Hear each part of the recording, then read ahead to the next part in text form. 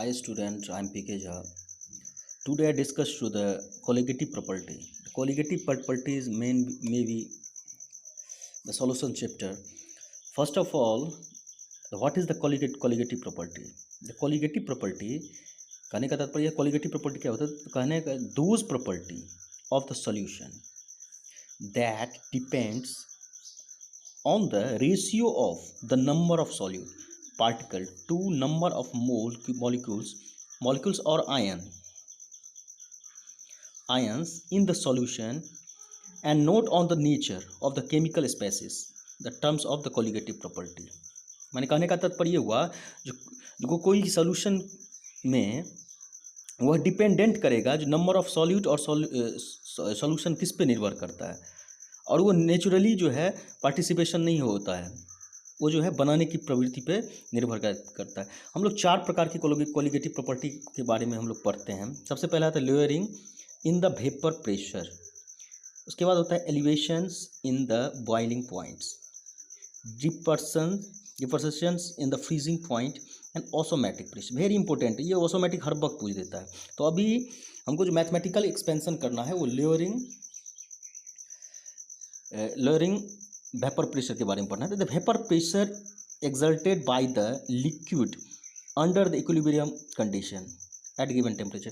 कहता है जो अगर कोई भी लिक्विड जो है अगर इक्विलिब्रियम फॉर्म में हो तो उसका जो नेचर होगा कैसे होगा। जैसे कोई कंटेनर ले लेते हैं, इस कंटेनर में क्या होता है गैस और लिक्विड को एक साथ कर देते हैं, उसके बाद उसका जो टेम्परेचर इंक्रीज करेंगे तो क्या होगा, वो उसका जो मॉलिक्यूल्स आयन जो होगा टूट के क्या होगा आगे जाएगा और आगे जाने पर क्या होता है वो प्रेशर में क्रिएट हो जाता है, उसको बोला जाता है वेपर प्रेशर।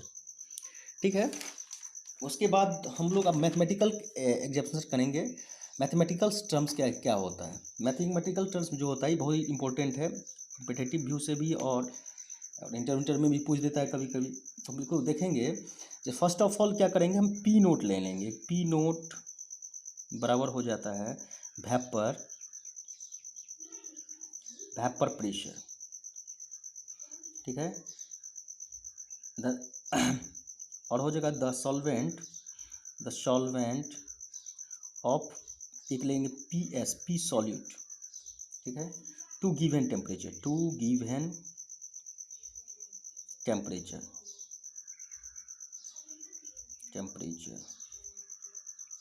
अगर पी सॉल्यूट को हम अगर डेल पी मान लेते हैं तो क्या होगा। तो फिर हम लोग एक चलते हैं इक्वेशन पे, P naught minus P S. ठीक है, अब बच्चे पी नोट ये कर देते हैं, इसको कहा जाता है रिलेटिव लेयरिंग वेपर प्रेशर।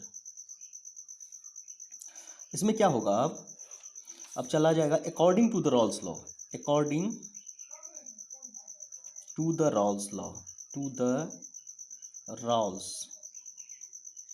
अब रॉल्स लॉ क्या कहता है, रॉल्स लॉ बराबर क्या होता था, पी ए, जैसे हम पी सॉल्यूट पे ले चलते हैं, पी एस बराबर क्या होगा पी नोट इंटू एक्स ए।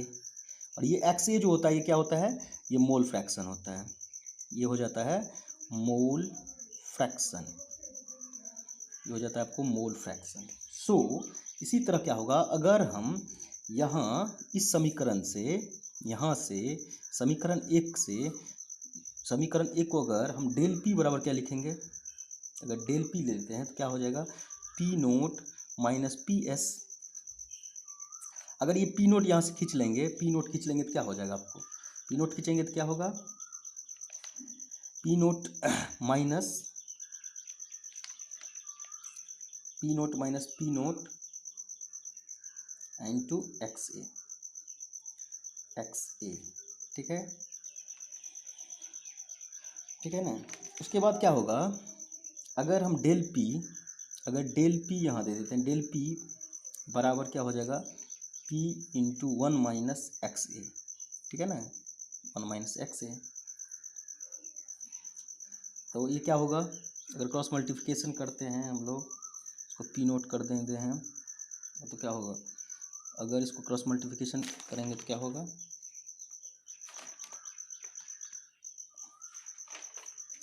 अगर इसको क्रॉस मल्टीप्लिकेशन करेंगे तो क्या होगा, ये बाई बाई कर देना इधर, और इधर हो जाएगा डेल पी बट्टे पी नोट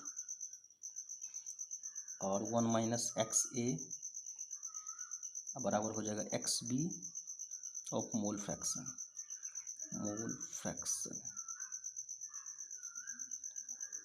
इसी तरह हो जाएगा ये the relative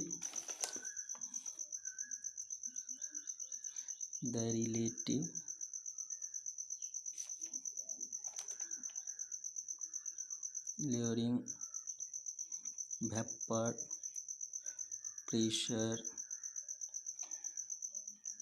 to the mole fraction